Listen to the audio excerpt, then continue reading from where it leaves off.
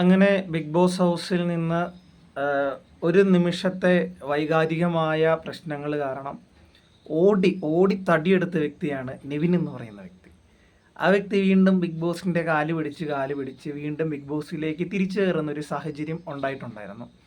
അപ്പം ഈ നെവിൻ പുറത്തു പോയ സമയത്തും ബിഗ് ബോസ് വീടിനുള്ളിലുള്ള കുറേ ആളുകൾ ഈ നെവിനെ പിന്താങ്ങിക്കൊണ്ടിരിക്കുന്ന ഒരു സംഭവം കാണുകയുണ്ടായി.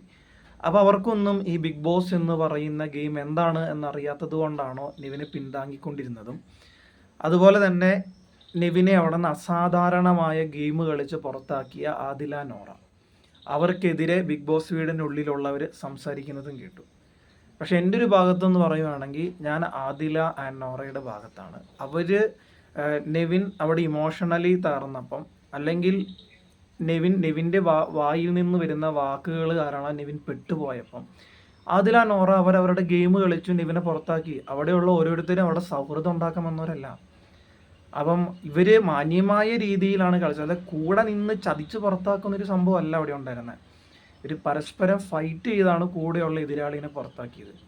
ബിഗ് ബോസ് എന്ന് പറഞ്ഞാൽ അതാണ്. അല്ലാതെ ഏറ്റവും നല്ല സൗഹൃദം കൊണ്ട് നടക്കുന്ന ആളല്ല ബിഗ് ബോസിലെ വിജയ് എന്ന് പറയുന്നത്. അപ്പോൾ ബിഗ് ബോസിലെ കുറേ ആളുകൾ ആദില ആൻഡ് നോറയെ കുറ്റപ്പെടുത്തുന്നത് കണ്ടു. പക്ഷെ ഞാൻ കൂട്ടത്തിൽപ്പെടുന്നതല്ല. പിന്നെ അതിനുശേഷം നെവിൻ എന്തുകൊണ്ടാണ് പുറത്തായത്? ജിസയിലും അനുവും തമ്മിലുള്ളൊരു പ്രശ്നത്തിൽ നെവിൻ എന്തിനാണ് ഉള്ള ക്യാമറകളുടെ മുന്നിൽ മൊത്തം പോയിട്ട് അനുവിനെ ഒഴിവാക്കിയില്ലെങ്കിൽ ഞാൻ പോകും, ഒന്നെങ്കിൽ ഞാൻ അല്ലെങ്കിൽ അനു എന്നുള്ള ഡയലോഗ് അടിക്കാൻ പോയത് നെവിനെ ബാധിക്കുന്ന ഒരു കാര്യമേ അല്ല. അപ്പം നെവിൻ അങ്ങനത്തെ ഡയലോഗ് അടിച്ചു, നെവിൻ്റെ കയ്യിൽ നിന്ന് പോയി. ആദില നോറ നല്ല രീതിയിൽ ഗെയിം കളിച്ചു, നെവിനെ അവിടെ നിന്ന് പുറത്താക്കേണ്ട വന്നു. അപ്പം സ്വാഭാവികമായിട്ടും നെവിൻ ഇപ്പം കയറി വരുമ്പോഴും ആദിലയ്ക്കും നോറയ്ക്കും അല്ലെങ്കിൽ സാമാന്യ ബോധമുള്ള എല്ലാവർക്കും മനസ്സിലാവുന്നൊരു കാര്യമുണ്ട്, നെവിൻ വീണ്ടും നാണം കെട്ടുന്നതിനാണ് വന്നത്. വാക്കിന് വിലയില്ലാത്തവൻ എന്നേ പറയൂ. കാരണം അനു ഇപ്പോഴും അവിടെ ഉണ്ടല്ലോ. അപ്പം അനു നിൽക്കുന്നിടത്ത് അവൻ നിൽക്കൂല എന്നാണല്ലോ പറഞ്ഞിട്ടുള്ളത്.